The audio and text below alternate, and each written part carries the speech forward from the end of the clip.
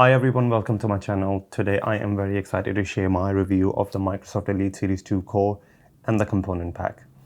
Is it worth it and who should buy it? Hopefully I'll be able to give you some insight today. So let's take a look.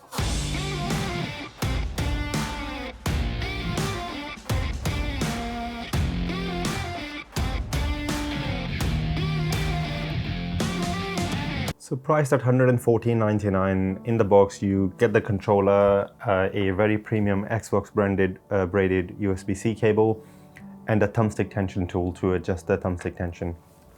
And that's about it. Let's talk about the design and the features of the controller.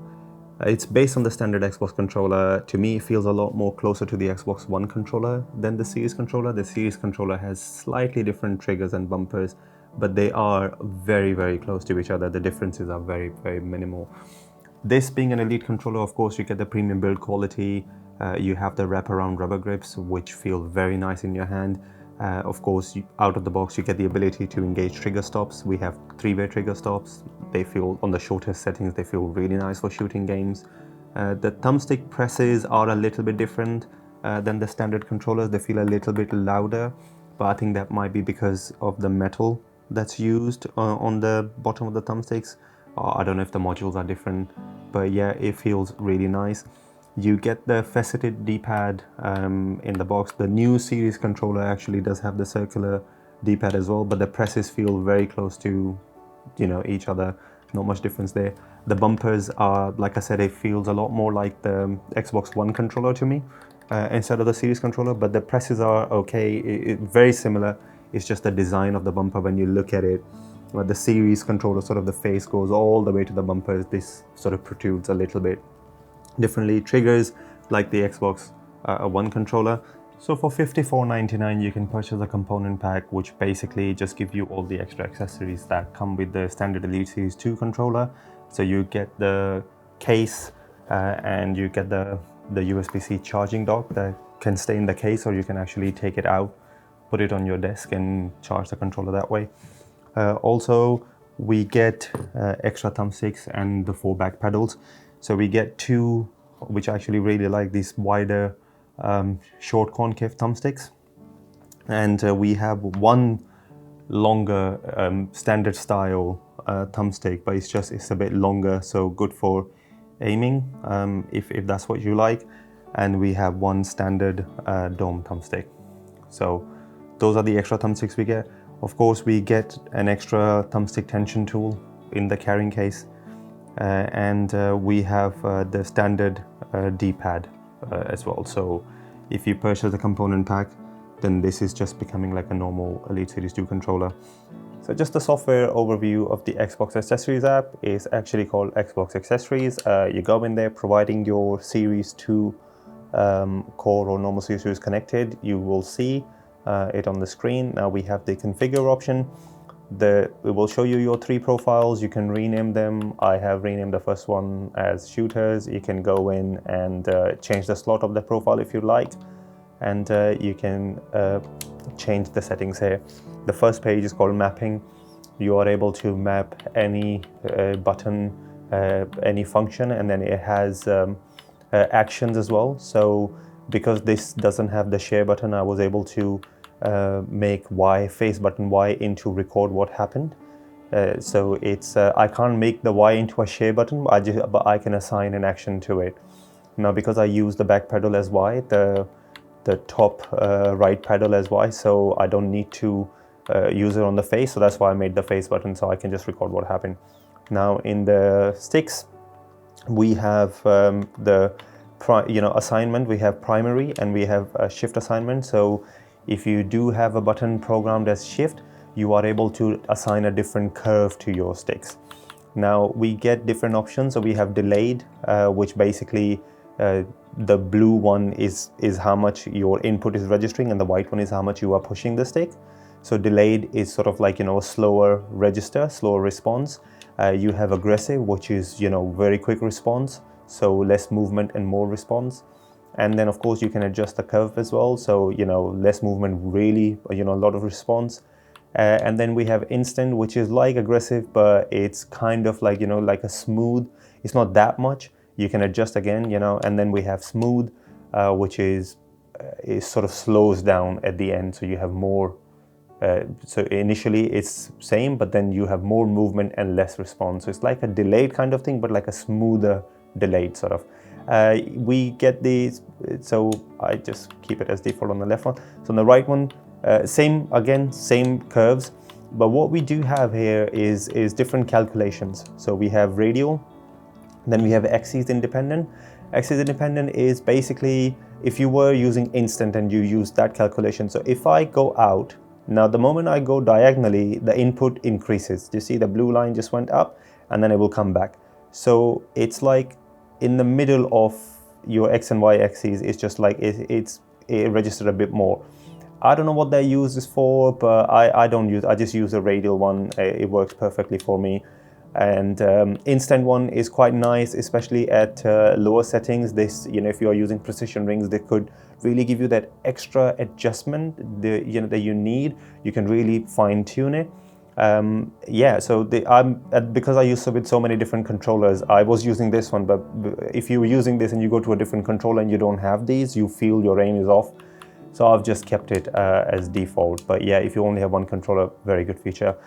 Triggers, you are able to change the minimum and the maximum dead zones. Very welcome feature. So if your triggers start, later on after the warranty or whatever, they have a little bit of a press at the minimum dead zone settings. You can actually increase them. So they're not going to register initially, and then they will register towards the end. Really, really good feature. Of course, the maximum, you can decrease the maximum amount you need to press for it to register as well. Some games can have issues, like in Halo, if you have a fully automatic weapon and you're not doing a full, so it can feel a bit off, like it stops firing, so you can really adjust this. Very nice feature. And then after that, we have the vibration. You can adjust different intensity of different motors what you like. I just kept them all maximum. The last thing is a new thing. It's the color of your LED on the Xbox home button. You can change it for different profiles.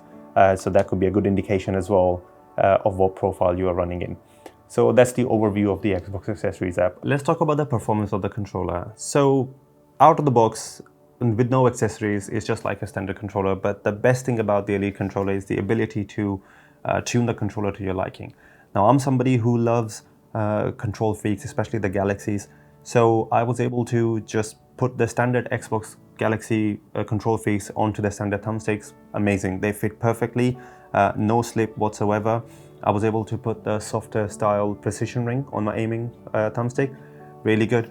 Now I have the component pack on the left hand side. I'm using the wider concave thumbstick, the short one, and I was able to put a thumb grip on it, Skullco thumb grip. I really like the feel of these thumb grips.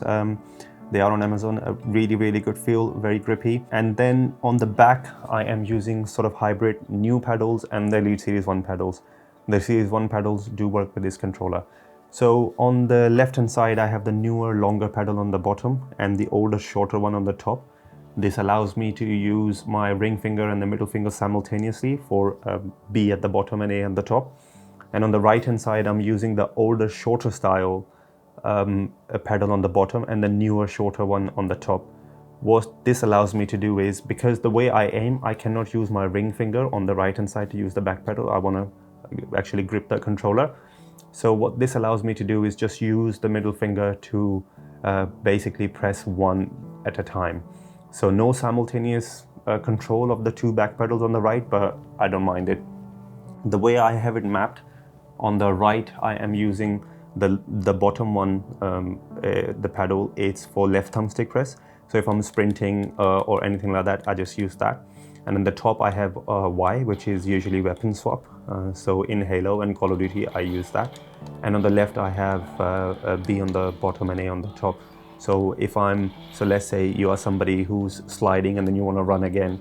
So you can just press this and that. And if you want to jump short, you can, it's back there. Amazing. This is, I think, the best feature of this controller to tune it to your liking. The thumbstick, I have to say, the tension adjusting, it's a really good feature. You are able to adjust the tension. So I have it middle settings on the right and the hardest setting on the left. The reason for middle setting is because I'm using a precision ring. The reason I use the precision ring is because if you adjust the thumbstick tension on its own, so what happens is you have initial resistance and then it sort of drops off as you go to the edges. So you get the resistance initially, but then it gets basically, the resistance drops off. With the precision ring, it's the other way around. You have really good movement initially, but then they restrict your movement, so you get a bit more resistance on the edges. So having a combination really helped. One thing that was really good was the ability to adjust the sensitivity curve in the Xbox Accessories app for the right thumbstick. So I put it to instant and kept the settings at the lowest, the curve settings at the lowest. So it was giving me a little bit more movement, and that really helped. But because I play with a lot of other controllers, I found that because I was getting used to this, when I was on a different controller and I wasn't able to use those settings, I kind of like, I reverted it to the normal sort of thing. But if you are on a one controller, you can really dial this controller to your liking. I think that's the best feature of this controller. So if you're somebody who cannot, like for the longest of times, I couldn't train myself to use any back buttons on the right hand side. It's just how I was aiming. So I could just put 2 pedals on the left. If you're somebody who only wants 2 and you like the 2 shorter ones, you can just do that. If you're somebody who, like me, who's using like a hybrid of the older ones, I would recommend trying it out, like, you know, different sort of setups where you feel comfortable the most. You can just keep it there. So that's the best thing about this controller, being able to tune it how you play. A lot of the other controllers, you know, the cheaper options on the market, you get what you get. So you know, you have to learn that. But this one, you have the ability to change somewhat. Now, whilst gaming, aiming and stuff, everything felt okay. Nothing felt like, you know, that was off. All the presses, every time it registered everything. It is a new controller, but coming from my Series 1, this lasted me 6 years, by the way. It still works. The only thing that happened to this controller is the left stick doesn't press. It registers if you press it, but it just doesn't give you that feel that it's pressed, and sometimes it's inconsistent. So I can still play. Sometimes I do play with it. I will just, you know, like I said, I have the lower right pedal as my left stick, so I can still play with this. So hopefully I'm lucky and this gives me, you know, similar type of life as well. But quality control is one thing that, you know, other people have experienced. So let me quickly touch upon that. With my controller, the only things I have 2 things. So one is the seam on the right hand side, the rubber grip. This corner seam, it's not flush. The rubber is not flush, so there is a bit sharper edge here. The left is fine, but I guess maybe this was within the tolerances. So somebody with longer fingers, I sort of wrap around, the ring finger sort of goes around it. And at times I have felt that scrape. It was annoying at first, but then I just got used to it. So that's one thing. It's not on the left hand side, it's only on the right hand side. And on the left thumbstick, the press, sometimes it feels there is a very minor rotation. I don't know if it's just in my head, maybe this is just how this is, but it's on the left hand side, especially when I'm moving forward and I'm doing it. Not all the time, it's just like it's certain angles. It does it, it feels, yeah, so you see, like if I'm doing it like in the middle, I guess that is because of that thumbstick adjustment mechanism in there. It's a little, like a slight rotation when you're pressing it. It's not something that bothers me that much, but it's just I felt it. One thing that was a little bit different to me was coming from the Elite Series 1, the button modules at the back, the actual modules, not the pedals, the little tiny buttons, they protrude out now. So they are not flush, like on the Series 1, they were flush in. So they sort of protrude out and they have a little play. So what happens is if you're using the shorter pedals, absolutely fine and nothing happens. But the longer ones, the newer and the older style longer ones, when you press them and when they're coming back, you feel a little play. Sometimes, you know, it's where you actuate them, like, you know, where your fingers are actuating. If you are really bottom, then you feel that. If you're sort of like in the middle or a little bit top pressing them, you don't feel it. But if you are like, you know, I'm using my ring finger, so I'm really like actuating it from the bottom, so I do feel that play a little bit. But it's not something that threw me off or anything, so I was able to, you know, play fine. It's something, but it's just the good thing is them protruding out, there is a bit more resistance, so you need a bit more pressure to actuate them. With the Series 1 I used to have, sometimes I would have accidental presses, but with this one I haven't had no accidental presses, which is really, really good. The trigger stops are mind-blowing. The shorter settings are really good, really, really short pull. It's like 90% of the trigger pull is gone. It's like only 10%. Very nice, very nice. Of course, we have the ability to adjust the minimum trigger dead zones and stuff. So if in the future you have triggers are registering by itself and stuff, we can adjust that there. But I will update that never happened with my Series 1. But then Series 1 trigger stops are cutting 50% of the travel, not 90%. So I will update that. I will make videos on what the ownership of this controller has been like. So yeah, my thoughts now. Concluding thoughts. So who should purchase this controller? Well, if you are somebody who's playing on the standard controller and you're finally thinking that you want to upgrade your controller, not just the cosmetic, like you don't want only different colors, you want like extra features. So if you're somebody on standard controller, yes, you will get trigger stops, thumbstick tension adjustment, you get the built-in battery, but that's it. I honestly believe you do need the component pack with this. So if you are somebody on a standard controller and you want to get onto the Elite, I think the normal Elite Series 2, if it's cheaper, makes more sense, unless you really want the white color. Now, somebody who already has an Elite Series 2 controller and something has happened to their controller, it's out of warranty, and they would like to replace the controller, this makes sense. Instead of buying a new controller, spending more money, you could just get the core and just use your older accessories. That's I think that's somebody who's perfect for this controller.